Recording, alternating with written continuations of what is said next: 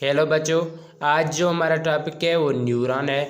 तो न्यूरॉन एक structural and functional unit है नर्वस सिस्टम का। तो नर्वस सिस्टम के स्ट्रक्चरल एंड फंक्शनल यूनिट को जो है वो न्यूरॉन कहा जाता है। तो हमारा जो नर्वस सिस्टम है उस नर्वस सिस्टम में दो टाइप के सेल होते हैं। पहला है न्यूरॉन और दूसरा है न्यूरोग्लियल सेल। तो न्यूरोग्लियल सेल को गिलियल सेल भी कहा जाता है। तो हमारे नर्वस सिस्टम में 50% न्यूरॉन होते हैं और 50% न्यूरोग्लियल सेल होते हैं।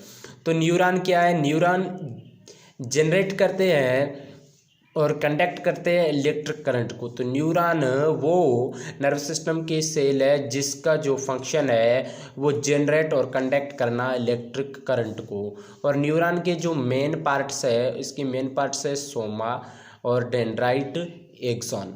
तो सोमा, डेंड्राइट और एक्सॉन न्यूरॉन के मेन पार्ट्स में आते हैं। और न्यूरोग्लियल सेल ये सपोर्टिव सेल है और प्रोटेक्शन करते हैं और नोरिश मीन्स फूड प्रोवाइड करते हैं न्यूरॉन को।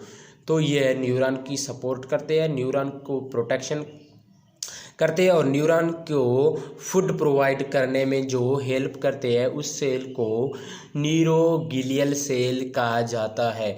तो वो न्यूरोग्लियल सेल न्यूरॉन को नोरिश, प्रोटेक्शन और सपोर्ट करते हैं। तो इसके एग्जाम्पल है शेवान सेल। तो शेवान सेल एक न्यूरोग्लियल सेल है जो पेरिफेरल नर्व सिस्टम में पाया जाता है। तो पेरिफेरल नर्व सिस्टम में शेवान सेल है। तो शेवान सेल एक ग्लियल सेल के एग्जाम्पल है। उसके बाद न्यूरॉन के जो पार्ट्स है, न्यूरॉन का पहला पार्ट है सोमा, जिसे सेल बॉडी भी कहा जाता है। तो सोमा सेल बॉडी, तो न्यूरॉन की ये स्ट्रक्चर है। तो ये न्यूरॉन की स्ट्रक्चर है। तो इस पार्ट को सोमा कहा जाता है और सेल बॉडी कहा जाता है। तो सोमा या cell body it contain organelle, endoplasmic reticulum, Golgi reticulum, ribosomes. तो इसमें एंडोप्लाज्मिक रेटिकुलम, गोल्जी रेटिकुलम और राइबोसोम्स आते हैं। तो एंडोप्लाज्मिक रेटिकुलम, गोल्जी रेटिकुलम और राइबोसोम्स को हम एक कॉम्प्लेक्स नाम देंगे निसल बॉडी। तो निसल बॉडी जिससे इसका जो दूसरा नाम है वो इसको बायोसिंथेटिक फैक्ट्री भी कहा जाता है, बायोसिंथेटिक फैक्ट्री भी कहा जाता है। तो सोमा जिसे सेल बॉडी कहा जाता है और उसमें जो ऑर्गेनील होती है एंडोप्लाज्मिक रेटिकुलम, गोल्जी रेटिकुलम और राइबोसोम्स, इससे मिलाकर एक नाम दिया जाता है निसल बॉडी, जिसे बायोसिंथेटिक मशीनरी और बायोसिंथेटिक फैक्ट्री भी कहा जाता है।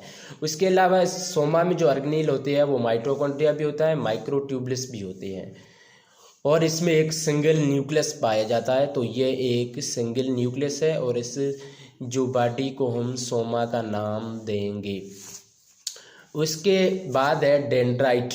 तो ये सोमा की जो एक्सटेंशन हुई है, सोमा जो है इसकी एक्सटेंशन हुई है, ये एक्सटेंशन हुई है, इससे डेंड्राइट कहा जाता है।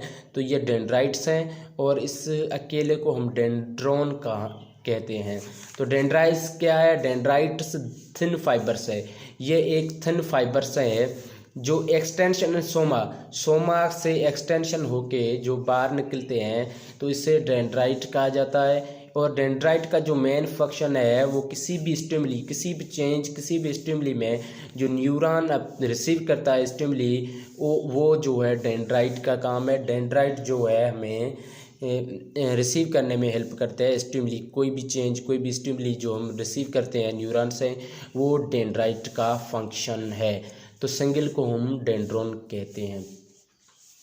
उसके बाद है एक्सॉन एक थिक फाइबर है, डेंड्राइट थिन फाइबर है और ये एक थिक फाइबर है जो एक्सटेंशन ऑफ सेल बॉडी, ये भी सेल बॉडी का एक्सटेंशन है, वो भी सेल बॉडी का एक्सटेंशन है।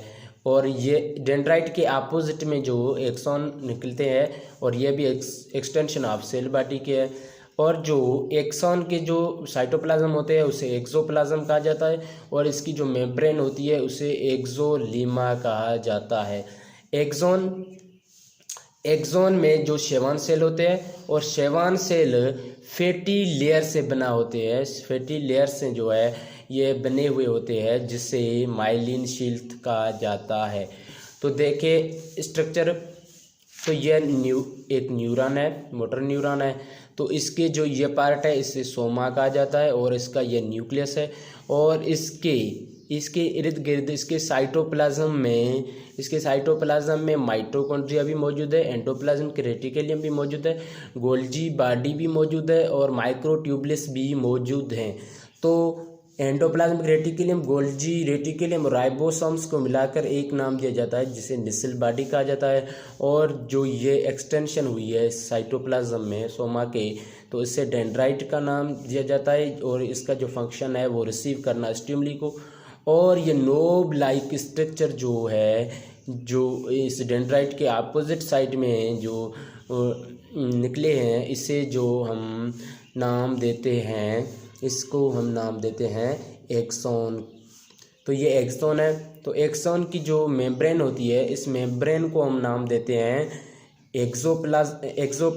एक्सोलेमा। और इसके जो साइटोप्लाज्म को हम नाम देते हैं एक्सोप्लाज्म। और ये एक माइलिन शील्ड है।